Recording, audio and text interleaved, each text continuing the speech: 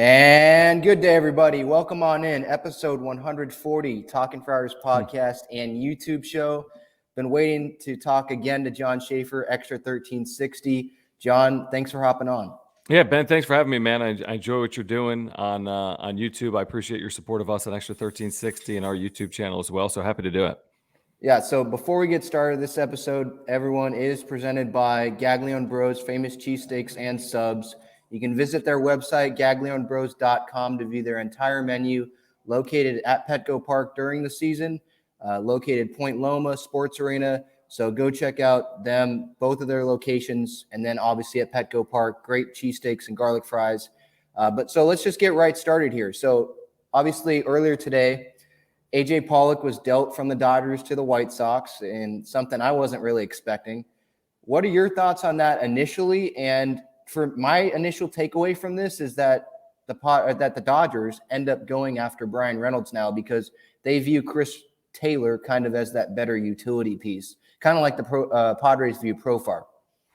Wouldn't that be unbelievable, by the way? And we kind of said, I joked about that yesterday, on the wrap-up show that watch the Dodgers will make a run at Bryan Reynolds. It didn't really make any sense. I was joking when I said it, but I did think that there was a scenario where Bryan Reynolds could end up on, like, let's say the Giants or something like that. I mean, I kind of think that the Dodgers are in such a position of depth that they're capable of doing anything, right? I mean, you look at the depth of their rotation and bullpen. You look at their batting order projected in this upcoming season, and I wouldn't put anything past Andrew Friedman, who has really done I hate to say it, I mean, you look at the proofs in the pudding. I mean, I wish it wasn't the case, but he's putting himself in position where they're a roadblock for the Padres, right? They have been for the better part of a decade. It's one thing when the Padres were rebuilding, but now in this quote-unquote window, they remain this roadblock. Now, I don't know if what this deal means is that they're in on Bryan Reynolds, but I wouldn't put it outside the realm of possibility that they're in on Reynolds. Here's the thing with the Dodgers, to your point, they've got a versatile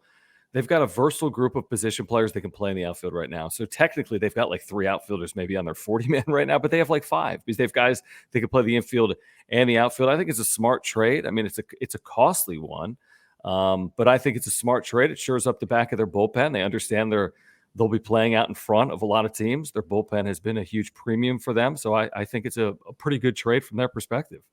Yeah, the only thing with the Bryan Reynolds thing, the only question I would have with that is what would the Pirates really want from the Dodgers, and do the Dodgers have what the Padres have in terms of those like elite prospects, because they gave those 2 guys up in the Scherzer and Trey Turner deal last year. So that would be my only question in terms of the Dodgers' interest and if they can get that really done. But then when you look at the Padres, I don't think it would be smart for Preller to do that type of thing if that means you're giving up CJ Abrams or Robert Hassel III in that. So that's where it's kind of interesting. If the Dodgers or the Padres end up getting him, they're going to have to give up, kind of like what we saw with that Scherzer Turner deal. 100%. I think that's spot on, and I think you could argue the merits of doing that. I think you could make a compelling argument if you were AJ Preller to maybe forego your future to play for right now, because I mean, if you're the GM of the Padres and you've had one winning season in your 8-year tenure and it was a short year, I mean, maybe you're thinking more short-term than long-term. I don't know if that's better for the organization or not, to be honest with you, Ben. I really don't. Now, would I trade CJ Abrams and Mackenzie Gore at this point? No, I really wouldn't. I wouldn't want to do that. Would I consider moving Robert Hassel, who, I think a lot of people are extremely high on? I mean, maybe because they play comparable positions, because you're getting an outfielder under control for 4 years for someone that you'd have under control theoretically when they reach the big leagues for 6 years, because that's how the terms work. So I'd be more apt to consider Robert Hassel than some of these other guys. Maybe I would throw Luis Campusano in there as well. But I'll tell you this, the Pirates are going to be fielding calls from a position of strength. They don't have to move him. They can wait as late as July, or they can wait longer than that if they really wanted to. So it's not going to be easy to lure Bryan Reynolds right now. Yeah, and you talk about Campy. The only thing about Campusano, would they like him? Okay, yeah, maybe. But they just drafted a catcher number 1 overall last year. And I was talking with some fan that was replying to me on Twitter earlier today. And they were saying about how they put Campusano in the deal. But I was telling them, like I just told you, that might not be a big fit for them. if they want Reynolds to be a part of their future and really be right at the core of their future, he can still be that because he still has a little bit of control. And if they want to extend him and they're really trying to contend, let's say 2 years down the road, they'd be willing to do that, even though they might not be willing to do it now and they're fighting over arbitration money now. But that's because they're rebuilding right now. So I think it would be different circumstances a couple years down the line where it would probably be a better fit for them to have Reynolds and then their catcher instead of having Camposano to have two catchers there and then not have a star outfielder, if you get what I'm saying there. I do. And I would say this. I mean, I talked to Jason Mackey yesterday on the radio, the Pirates beat writer, and, I questioned the Pirates' logic in moving Bryan Reynolds, and he did as well. I mean, I understand moving players because you aren't built to win now. But when you have a player under control for 4 years and you're fielding calls, and I mean, what does that really say about the state of the Padres? You have a $30 million payroll. It says nothing positive about the Pirates, not the Padres. Yeah. What does it say about them? It says terrible things. Now, if the Padres take advantage of that, great. Then everything is then great from a Padres perspective. If I'm the Pirates, again, you got to get a lot better to go sell moving Bryan Reynolds. You're not selling moving Bryan Reynolds for Chris Paddock and Ryan Weathers. And I believe Weathers has a nice upside. We'll see about Paddock. Maybe a change of scenery would help as well. I just think they would need to get a lot more than Paddock and Weathers to make a move like that. So I don't know if it's likely that he gets moved. And I also find it unlikely that he gets moved right now to the Padres when you think about it. Yeah. We can move to Preller. We were kind of mentioning him earlier. This offseason, I feel like, a lot of fans were bummed out, including me, about them not getting a left fielder. A real left fielder. But with that said, when you're really looking over his offseason and what he did and the areas that he did improve, what grade would you really actually give him, not looking at it just from the outfield standpoint, but looking at it from the whole team as a whole standpoint? It's a really good question. It's hard for me to say anything higher than a C, and I'd base it on Melvin. That's where it starts. I think without Melvin, it would be lower than that. At best a C minus. I agree with you. I think that he made improvements to his roster, and he did so sensibly without any seismic shifts or without any crazy cost constraints moving forward. But the problem with me saying that, I think he did it effectively. But the only reason he was playing from that hand is because of the hands he had played previously. It's all his doing. He's been here for 8 years. It's his doing.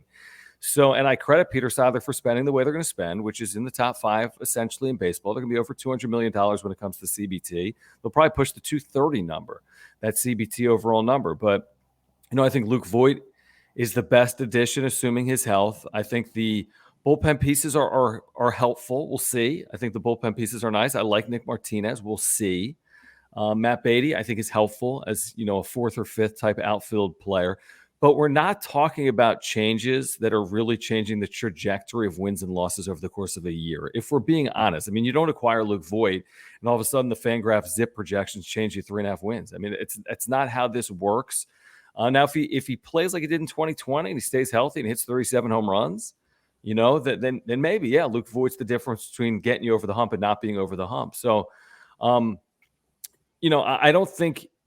I think my issue right now with AJ Preller is just the overall construction of the roster. It's not his offseason. It's the overall construction of the roster. Right. Now, we'll see how it plays out. It's hard to be overly critical heading into a year because we don't know how it plays out, but it just feels like the one injury to Tatis really put a gaping hole in the entirety of the roster that is a little bit unfortunate. That's not AJ Preller's fault that Fernando Tatis Jr. got hurt, but it is his fault for the state of this roster heading into this year if they're not able to compete with teams like the Dodgers or the Giants. And that remains to be seen. We'll see what happens here over the next handful of months.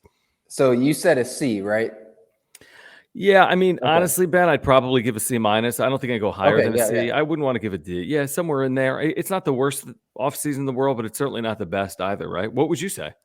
Mine, I'm being a little nicer. I'd give him like a B minus because I'm taking into account, right, the Melvin hire. But because of the Melvin hire, he went out of the box on that, give him credit on that. But with the Melvin hire also came hiring multiple managers that are now coaches on his staff, hiring Ruben Niebla, and now you're pretty much adding Mackenzie Gore to be, if you're thinking about it, because Gore was not going to impact the team the way it looks like he will at some point this year, because it looks like, he's worked with Niebla. So the Niebla hiring, I think, is huge. So you have to add that, not just the Melvin hire. And then I get what you're saying with the Luke Voit and the whole win total really not shooting up, but he did fill that DH spot with someone that might be able to stay more healthy, only playing DH. You add Luis Garcia. I know he's gotten hurt, but you have him, Robert Suarez for the bullpen. They did, add some depth in the outfield with Beatty. I know it was just recently, but I guess I'm looking at it more of, okay, at least he filled most of the holes. Now, it wasn't, they didn't go get a big guy. They didn't go get Castellanos, didn't go get Bryant, didn't go get Suzuki. I know you love him. They didn't get any of them. But in terms of the holes, I didn't even mention Alfaro, and he looks, I know it's spring training, but that looks like a better option than Caratini backup catcher-wise. And Nola doesn't stay healthy, so that might come into play. So I guess I'm just coming from the whole positional viewpoint. I don't know about you, but maybe that influences the grade more. You know what? I think it's fair. I think where I probably get influenced, and I don't know if this is fair to AJ Preller, is I'm grading him against Andrew Friedman, and I'm grading him against the other 29 teams in baseball. And when fair or unfair, and maybe this isn't. I mean, maybe this isn't a way to look at a season if you're a Padres fan, because you're going to be left a little bit unsatisfied year in and year out if you're judging yourself against the Dodgers. I understand it. I mean, they spend like nobody else spends, and they've won this division a lot over the last 10 years. But when Andrew Friedman gets Freddie Freeman and Craig Kimbrell, and you get, Matt Beatty and Luke Voit and Nick Martinez, it's just a different way of attacking a problem. Now, both can be successful. We've seen teams win with savvy moves, and the Padres truthfully come at it from a position where they can spend and make savvy moves. It's not like they're going to try to win on 35 million or 65 million or 95 million. So, I think I've got a tempered level of optimism heading into the year. I think it's a playoff team. I've said that a lot. I don't think it's a division winning caliber roster today. I hope I'm wrong. I think he could absolutely improve this roster. We do not know about the health of this team or the Giants or the Dodgers as the season progresses. I think it's a playoff caliber team. I think they'll get the shot in the arm from Fernando Tatis Jr. I think it'll be great when he comes back. I hope that Abrams makes the opening day roster. I think it'd be beneficial for the team. I really do. But, going into the year thinking they're going to win 100 games and make up 28 games in the standings, that's a little much for me. I don't try to sell that level of hope. I sell an improved team with an improved manager and staff, but how much ground have they made up in this division is still to be determined. Yeah, and we can move to Tatis. Do you blame the Padres or Tatis more for him being out, to start the season? I think I have to start the blame with the player in this one. And I've said it publicly and I've said it on the radio and our YouTube channel. It's more like a position of just disappointment with someone in your family because you love him so much and you know what he means to the organization. And it's not, if anything, it's overly personal because it's not personal. You feel like Fernando Tatis Jr. means so much to San Diego. Forget about the baseball team. There's no football team. The team hadn't won it forever. You get to 2020. He's got this brilliant year. He just means so much to so many people and you see his brilliance. And you hate to have the caveat of he's the best player in the world when he's healthy. But that's what's happened here these first 3 years. Listen, the truth at the end of the day is he's a young person. Young people all people make mistakes. It can happen. He shouldn't be judged for it's a mistake. And it could be a costly one for the baseball team. It could be a costly one for his 2022 season. I just wish it was addressed sooner. If the injury occurred and it was addressed sooner and you had additional 4, 6, 8, 10 weeks of treatment or healing, and maybe the surgery is less significant. Maybe it's not even necessary if it's treated appropriately initially. So I hate the timing and the circumstance. I still feel as if it could have been worse. It's still dealt with in March, not April. I still think he could be back in June, not July, on the 3-month timeline, where I still think you could get more than a half season out of him. But I think I'm disappointed in Tatis, and that's just because I have such ridiculous expectations for him. I think he's one of the most brilliant players I've ever seen. And I'm 40 years old, and I've seen some great players. I've seen Tony Gwynn, and we've all seen some brilliant baseball players, but he's special. But the only way to be truly special is to have a 2, 3, 4-year run where he's playing a ton of baseball games. And right now it just hasn't happened. Yeah. And obviously I'd put it on Tatis because he's the player. He's the person that did this at the end of the day. But you also, I think you do still have to put some accountability on those Padres doctors that reportedly did check on him. And I understand that Fernando said he was fine and all that, Right. But come on, we know players. It's like during the season. They're going to tell you they're fine and they'll play through it. And maybe it was at the point in the offseason where Fernando hadn't started lifting heavy, like he was saying, or getting into that, a lot of activity. But if the doctors knew that, then why didn't they check in on him when he was getting in on that activity? Instead of just checking on him once, he says he's fine. How about you do it again and keep checking in on him? Because we know players, this is their life. They want to play. I mean, I think it's a very fair point, Ben. I do. Is there some blame to go around everywhere here? And does the Padres organization deserve some of it? It was this ridiculous circumstance of in the midst of the lockout, the player's not in the country. There's a level of trust that goes into it. He's in year 2 of a 14-year deal. There's probably a zillion events that led to it occurring in the manner in which it occurred. The lockout probably being first and foremost. I think if that didn't exist, maybe they just get him to San Diego to get treatment here and have their doctor see him in person. And I think on the other side of it, I hate to say it, but it is what it is. You've heard me say it before on the wrap-up show and on the radio. He's got more plate appearances in the minors at this point in his career than he does in the majors, which is unbelievable because he's 3 years into his big league career, and this is his 4th season, and 2020 is not his fault that they only had a 60-game regular season, and he was healthy. But it's like there's going to be a point this year, Ben, where July 1st is going to roll around. You're going to say, hey, over the last 3.5 years, the Padres have played, I'm making it up, 500 games, 2 162s, a 60 and an 80, whatever that math is, 400 games. And he's played how many of those? And that's the unfortunate part of it. And it can still be rectified because he's 23 and he can be healthy and he can make a difference even if he's not healthy. If he comes back and hits, whatever, if his OPS is 900 plus and he hits 20 home runs, then we're going to forget about it. It'll be water under the bridge if he leads this team to the postseason, has success. So the book's not written on 2022 for the team or Tatis. It's just the first chapter is not the chapter you wish was being written about Tatis right now. Right. And now replacing Tatis seems like Ha-Seong Kim is the starting shortstop. I'm more of the view that it should be a platoon with Abrams hitting against righties, Kim against lefties just to start out. And then if someone gets hot, well, then, okay, you do what's best for the team and you ride it that way.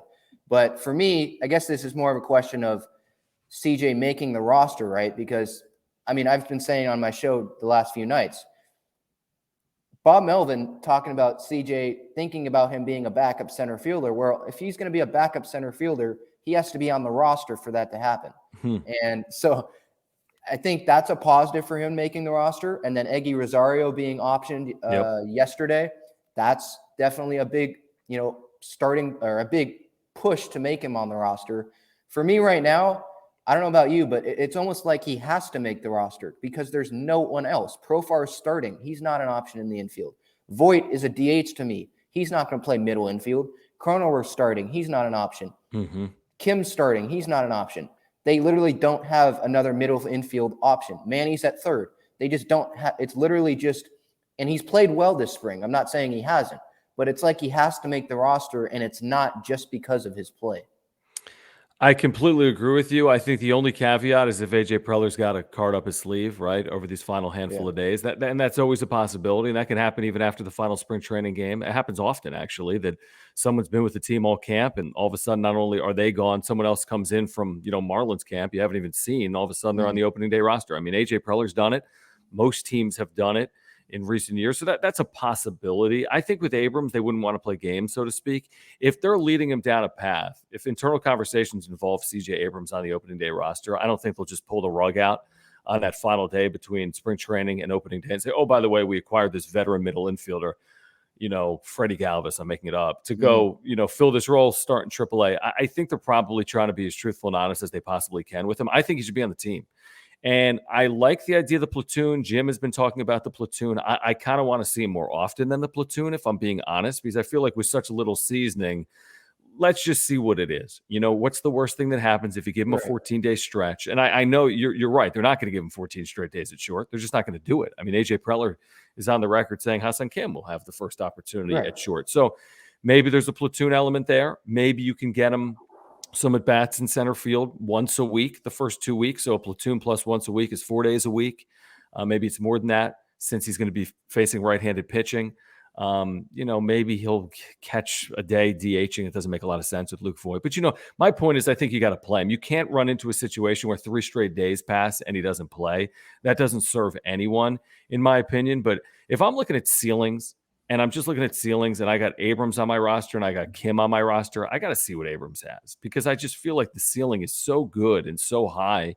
We saw Kim that last year. Maybe he's much improved. Spring has been a lot better. That's encouraging, no question about it. But I need to see what Abrams is capable of with Fernando Tatis Jr. out.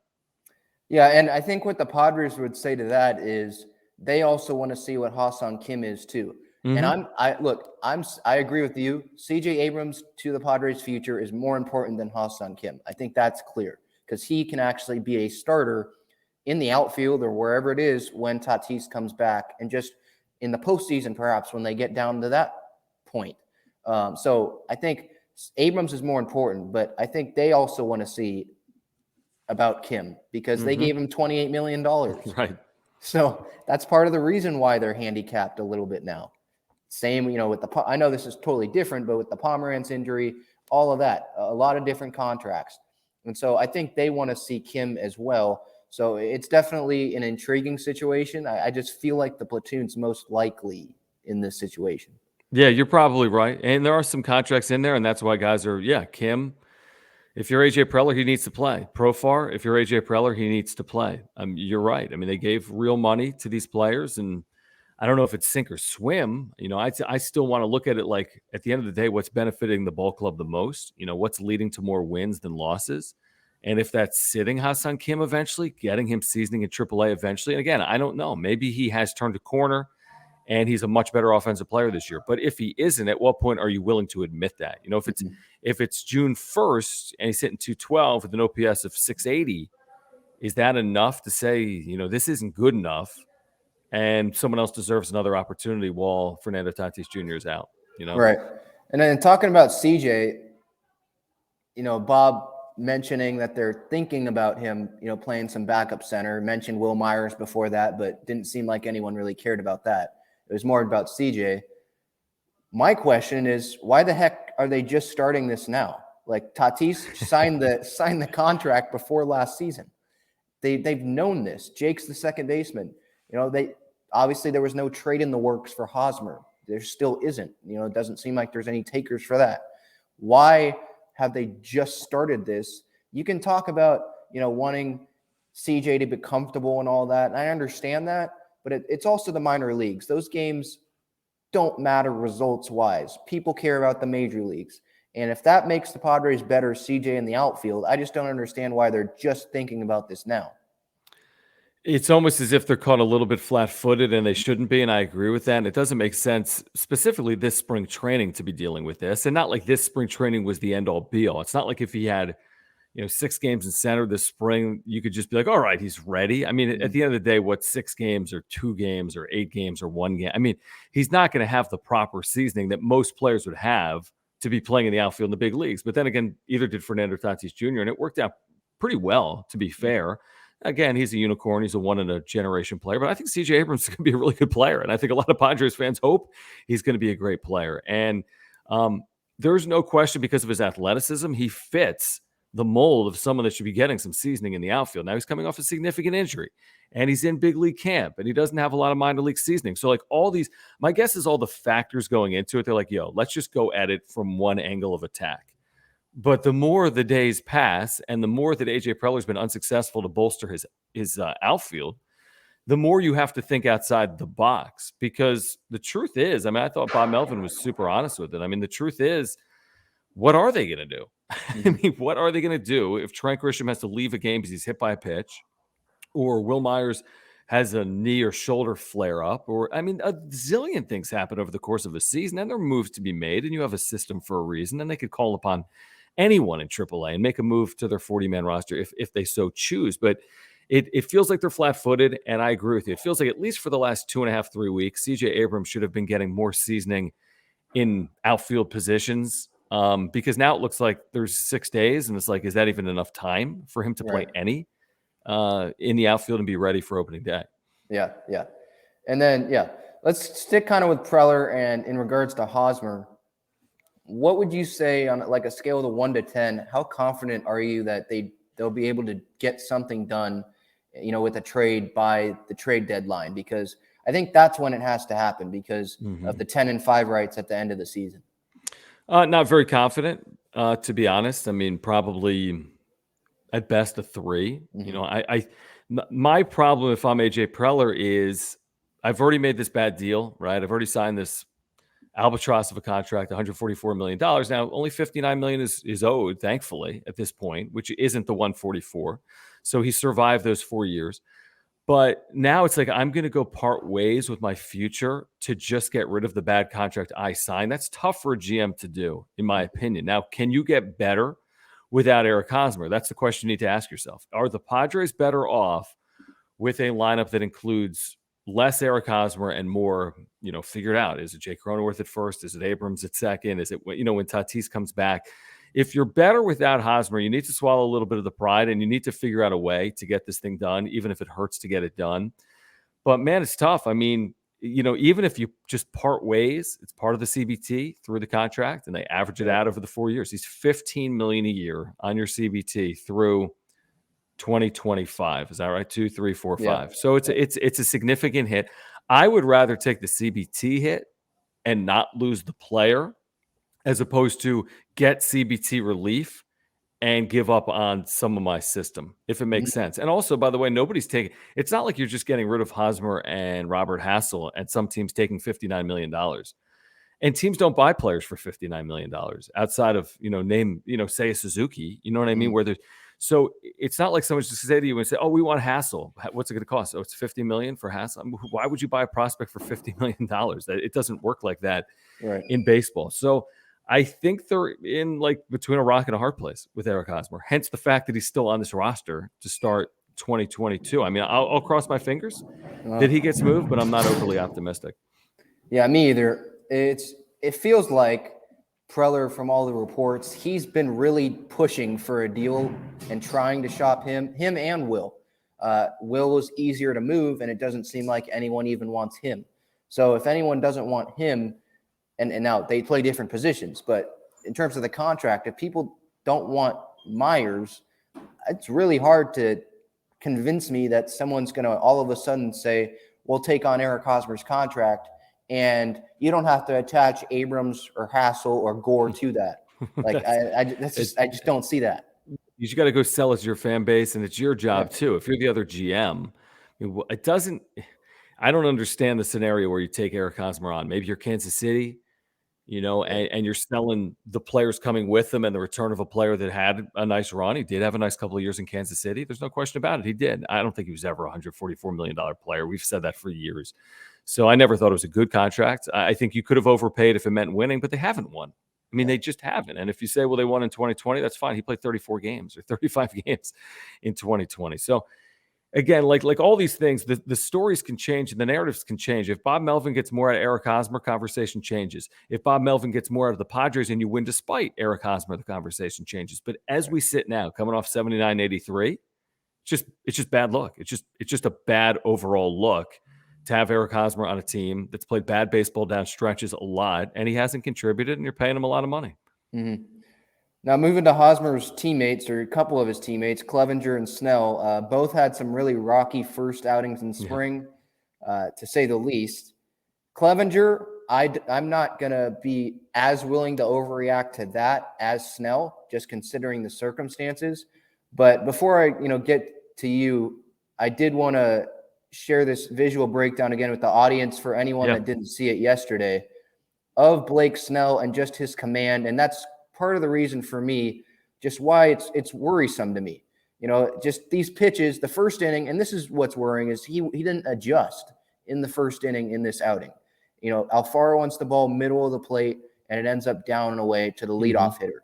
Wants it middle of the plate here to Christian Walker, and it ends up down and in. And then this is all the first inning. Then still his third walk in the first inning. Wants it down the middle, down and in to Matt Davidson. And then he walks this is his fourth walk in an inning and a third, wants it down the middle. And this time it misses way arm side. So my point is, with Clevinger, it seems like he knew what was going wrong. He knew that his just mechanics weren't there. And he's been working his butt off, right? He's the one that's been working his butt off, was posting stuff on social media all offseason of him throwing with Musgrove and Poway, where Snell has admitted that he wanted to have this ramp up and he wasn't going to be really ready for the regular season. And now when you look at it, it looks like a much worse look for Snell than it does for Clevinger to have a rocky start like this. You're spot on, Ben. I completely agree with your opinion, and I don't think there's any excuses for Blake Snell. I'm not going to sugarcoat it. I'm not going to go on our YouTube channels or your YouTube channel or my radio show and say, well, it's spring and it's a long year. I mean, that's BS with Blake Snell. The guy won the Cy Young, and you're telling me that, it's a work in progress. I'll ramp up in season. I've always been a second half pitcher. What kind of mentality is that? I mean, that's not the pitcher that AJ Preller thought he was acquiring. I don't think. I think he thought he was getting someone that was capable of making 30 starts, and he didn't have to be a 7-inning pitcher. He still doesn't have to. That's fine. He can be a 5-inning pitcher, but you got to be effective from day one. What's frustrating. The most frustrating part of Blake Snell is his stuff is so filthy. Yet at this point in his career as a 29-year-old, he doesn't have better.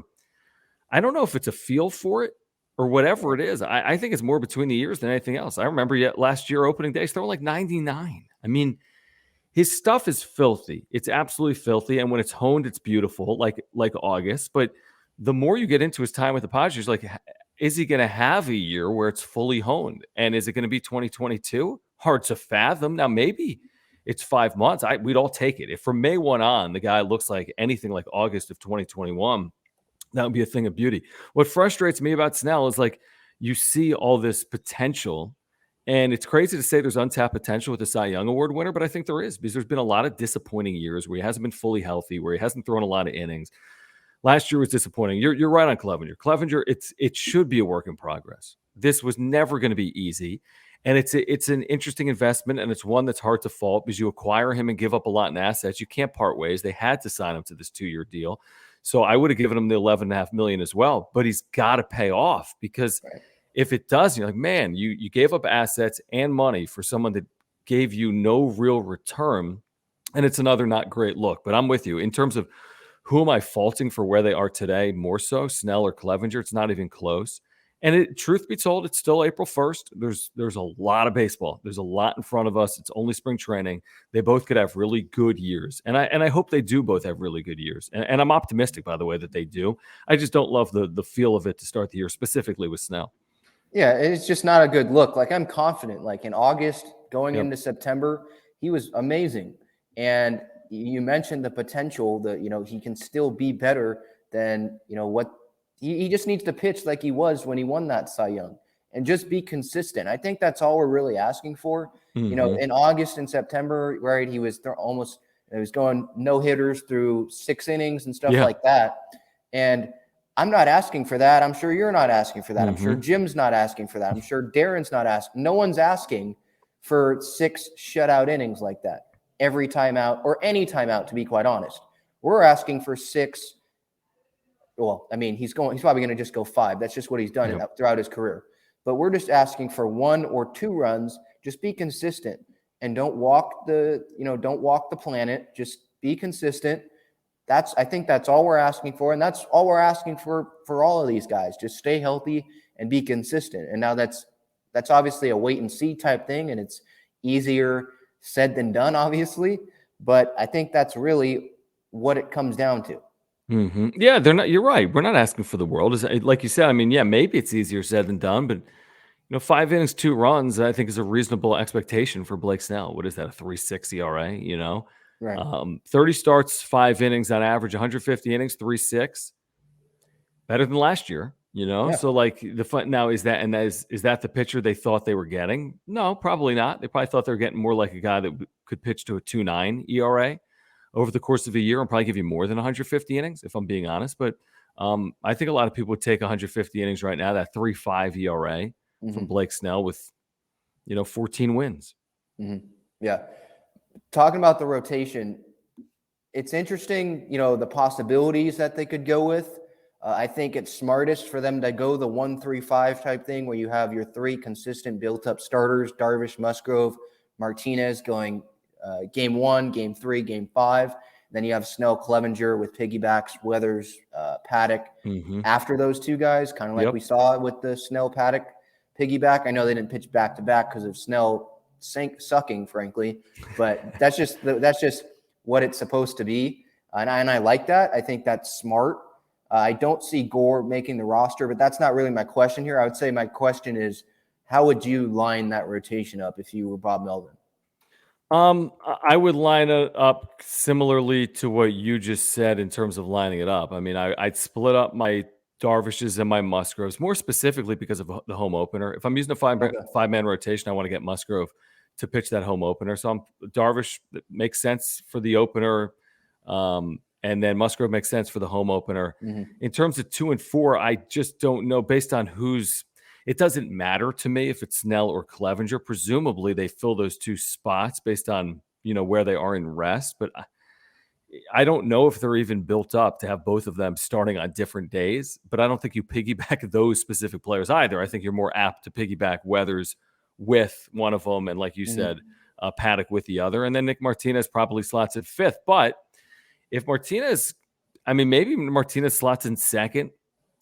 I'm just making up just based on where they've pitched and Right, yeah. what the days off are right now. I don't think it matters overly. And truth be told, if you pitch Snell and Clevinger back-to-back days, it doesn't really matter. Who cares if you pitch them back-to-back days or 2 out of every 3 days? You're screwed either way if they're only going an inning and a third, each of them in their first outing. And they should be better than that. I mean, Blake Snell should not go an inning and a third in his big league debut this year. Clevinger, who knows? I think that's a possibility, but Blake Snell's got to be able to get through 3 or 4 innings pretty quickly. Hopefully Mike Clevinger pretty quickly can get through 3 or 4 innings. I'm encouraged by what I've seen from Nick Martinez.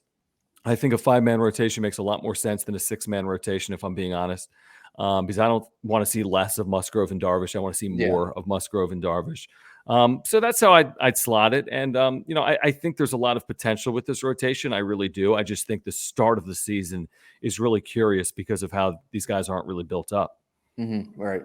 Now, a former starter, Dinelson Lamet, I'm in favor of him being the closer at some point this season, but I think it would be better to ease him in and have him go how the Padres are doing it. Yesterday he went, they had one day of rest, and then he pitched after his last appearance.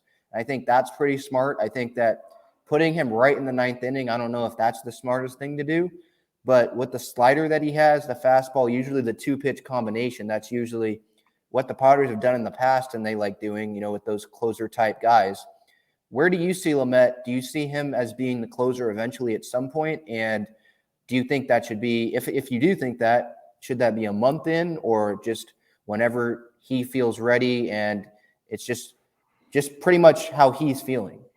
I don't know what to truly think because all that really matters is his health. I would take the full 162 and he never touches the 9th inning over, a half year of him pitching effectively in the 9th inning. Like the health is all that really matters with Lamet. I think they'll probably ease him into 9th inning opportunities. There's enough adrenaline pitching in the big leagues with a lead that I think they'll use him in high leverage spots. I think he goes into spots 7th and 8th innings with a lead as opposed to the opposite, 7th and 8th innings trailing. I think he starts in high leverage spots. I think eventually, maybe because of circumstance, he'll get some 9th innings because even most rubber arm closers like a Mark Melancon, someone ultimately gets some opportunities because you're not going to go, a 4th consecutive day or maybe 4 and 5 even, or a 3rd consecutive day. Certainly Dinelson Lamet is not going. The reason it's hard to envision him just assuming the closer's role is closers pitch back-to-back days often, and good team closers pitch 3 times in 3 days and 4 times in 5 days. That's the job. That's the responsibility. He's not that pitcher. I wouldn't ask him to be that pitcher right now. So I think he'll get some opportunities just because, and maybe he assumes it because of injury or ineffectiveness. But to start the year, as much as I'd love to see it, because his stuff is filthy when he's healthy and he looks good right now, I'd like to see it, but I think I start him in less high leverage spots and then see how it works out. Okay. Yeah. I think we're in agreement, Beth, definitely on that. Getting to the last sort of thing here, obviously we got less than a week, before opening day starts. So I figured let's do some over-unders, just numbers that I thought of that just based on, past years and all that around the Padres. I think there's definitely some interesting ones. And so I'll get your take on them, and then I'll give mine. First off, we can go over under 89.5 wins for the Padres. Under. Do you want Under? an explanation? Yeah. Okay. I mean, I think they're between 85 and 90, but I think it'll be close. But I'd say 85 to 90 is my guess. Yeah. I'd slightly go over. I like that they're not playing the Dodgers like early on. I think that's Right. an interesting thing on there, so that might help them. Mm-hmm. All right, and then over under 120.5 innings for Snell. He had 128.2 innings last year. Over. Okay. So you're assuming that he's going to pretty much be healthy. Basically, exactly. Yeah. I think he could throw. I mean, I think they need him to throw 150 innings, and I think he should, even with this slow ramp up. That's only 5 innings an outing for 30 starts. I think he can throw 150 innings. Yeah, I have over as well. I think the only thing that you would think of going under is if he gets hurt and then, he's really struggling like he did in spring training this last start, where he's, not going even 9 outs to start. Like that's when you could really start thinking about under. But yeah, I think definitely over on that. Over under 5 WAR for Manny this year. That was his WAR last year. It's a good one. Because they need it, I'll go slightly over, right? I mean, between 5 and 6. I think it's hard to imagine going way over that number because that's such a ridiculous year. So I'll go over, slightly over, 5.5. I'll say over as well. I think the Voit addition definitely helps, giving something behind him a little bit. I think that helps. All right, over under 55.5 combined home runs between Myers, Profar, Beatty, and Grisham this year. They all last year combined had 54. Beatty, Grisham, Myers. Who was the fourth? Profar. On its surface, it feels like an under to me. Wow, okay. On its surface, but you know what? Will Myers entering a free agent year with some money on the table. Yeah, he could hit 20, right? He can absolutely hit 20. So if he hits 20, can the rest of that group hit 35? Yeah, they're using humidors. 13% increase in home runs at Petco Park. I'll take the slight over. Yeah. And what I would say to that is I think Grisham has the opportunity to bounce back. I think the 12 home runs, 12, I think, from Profar last year, that was him. He wasn't like starting every day. And I'm not an advocate of him starting every day, but I think he'll play more games. And so, yeah, I tend to go over just a little bit on that. That was a good point with Myers, entering that free agency, walk year. All right. And then last one here, over under 80.5 games for Fernando. Games played? Yeah. If he missed 3 months, he'd have 84 games remaining on the regular season calendar. Man, that's tough. I mean, I want to say over, but even when he returns, I mean, unless you're DHing him a ton, assuming he's getting a blow here and there. Right. You know what? I'll be crazy optimistic and say that. So you're saying if he came back July 1, there's 84 games left, or is it before July 1? 3 months. Just 3 months. I went through the schedule and counted every game for the first 3 months of the year. So I think, So I think I would be like July 5th or something. Yes. Yeah. Something like that. Yeah. Oh man, that's the most interesting one. You know what? I'll be the optimist here and say he gets back by like June 25th or July 1st and somehow finds a way to play 81 games. I hope they could really use it, right? So I'll take the sled over, but it's more likely probably sled under. Yeah, it's hard. This one's the hardest one for me. Like on my notes here, I have under because you would think that they'd want to ease him in, but then they have the DH. They need his bat in the lineup when he returns. But then I also factored in like he hasn't stayed healthy at all ever in his career yet. So you think that he didn't have the surgery with the shoulder. So it just leaves that possibility out there as well. And I don't think that when he comes back, he's just going to change the way that he plays. I know we saw a little bit last year, but in terms of diving and all that, I'm sorry, when you miss that much time, he's going to want to go all out because he's going to want to try to make up for it, I feel like. So it's just hard to be confidently say over. I mean, I want to be an optimist and say over, but I'm going to say just under just because of there's multiple aspects where it's not like it's Manny that we're saying this, where he stays healthy all the time, Yeah, no, I mean, your point's valid. I mean, it'll hopefully be close. Listen, it's hard to complain about 79 or 83. Where it's going to Mhm. be easy to complain is if he only plays like 40 games this year, So hopefully it's Yeah, closer to 80 than 40. right. Yeah. All right. This has been fun. Episode 140, Talking Friars podcast and YouTube show presented by Gaglione Bros, famous cheesesteaks and subs. Jon, thank you so much for doing this. Absolutely, Ben. I appreciate you having me. Thanks again. Yeah, you can check him out at Jon Schaeffer and Jon and Jim and his YouTube wrap-up show with Jim Russell as well.